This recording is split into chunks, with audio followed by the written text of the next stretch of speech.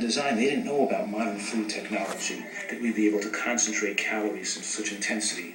So we live in a toxic food environment that's not well adapted to our species. About 1989, I was on that island and had just like one macrobiotic meal a day and smoothies. I pretty much forgot about eating and really did enjoy just the delicious taste of a cucumber, Right. a curvy cucumber. Simple foods taste so much better when you're not deadened out by your taste buds are not deadened. And then I came back to New York City and I said, I can have one slice of pizza. And it did me in. And I just think I can control it. It's like, let me just enjoy a slice of pizza. But somehow I just went right back into that just with that one thing. Right, and that amazes me. It's not that, people bring their kids in here and they say, my kids won't eat any vegetables. He'll just eat pizza, macaroni and cheese, chocolate chip cookies, right? Yeah. And I'll say, so that's not, your kid is not different than every other human being that lives. Every animal is going to seek out the most concentrated source of calories with the most flavor on it. If it's a choice between a broccoli and a piece of pizza, you're going to pick the pizza. You don't know, a kid doesn't know any better. They're going to be attracted to whatever gives them more calories. They're not going to pick broccoli. But had they been on Gilligan's Island with no option, they would have eaten anything they could find. So the only way to get you to really enjoy this more is to allow, because what happens is you seek out these pleasure, but like Elvis Presley, going after pleasure in life, it leads you into a vicious cycle.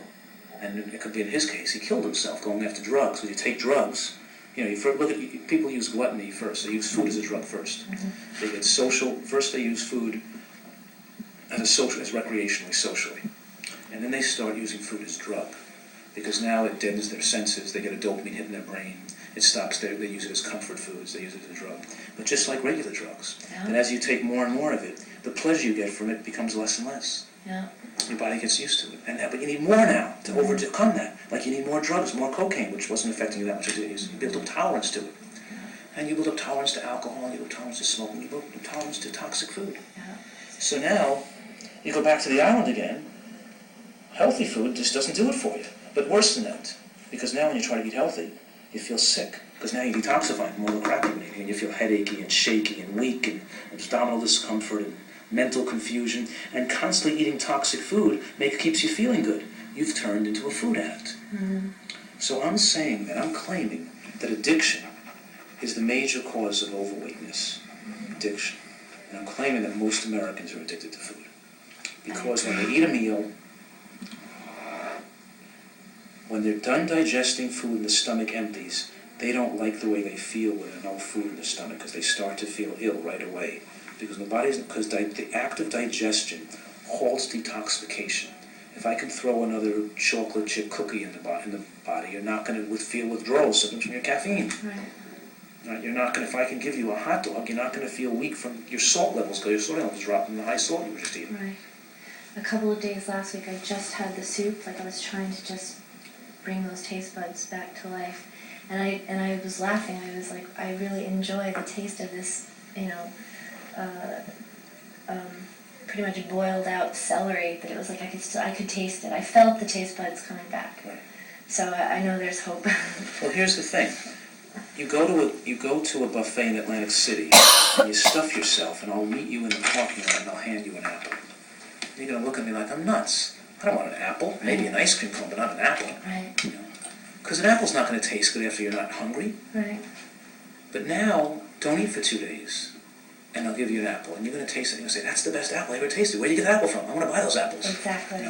Because the ability of your body to enjoy pleasure, to get pleasure from eating food, is heightened tremendously when your body is truly hungry. Because people are eating here because of addictive sensation, when there's no hunger present, the body doesn't have the digestive enzymes in place, it doesn't have your taste buds that are fully primed to really enjoy food, so food becomes less enjoyable. You need especially tasting, heightened foods that's sugary and salted and fried. Whereas here, when you're really hungry, simple foods really taste fantastic.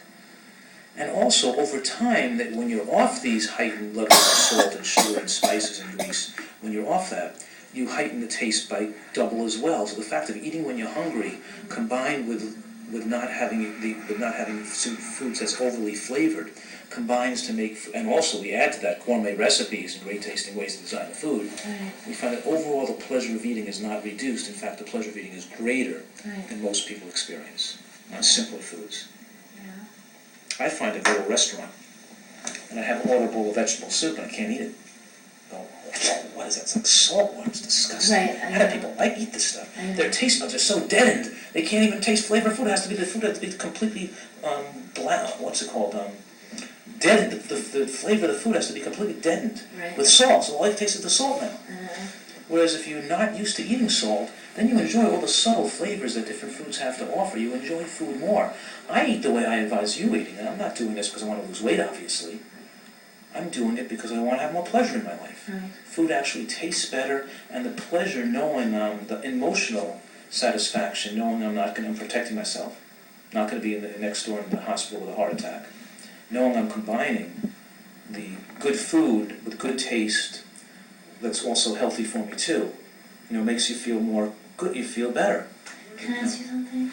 I've just started to lose my eyesight, just for reading. I mean, I can read, but I'll strain to read this, for example. And I feel like I'm just nipping it in the bud if I really do.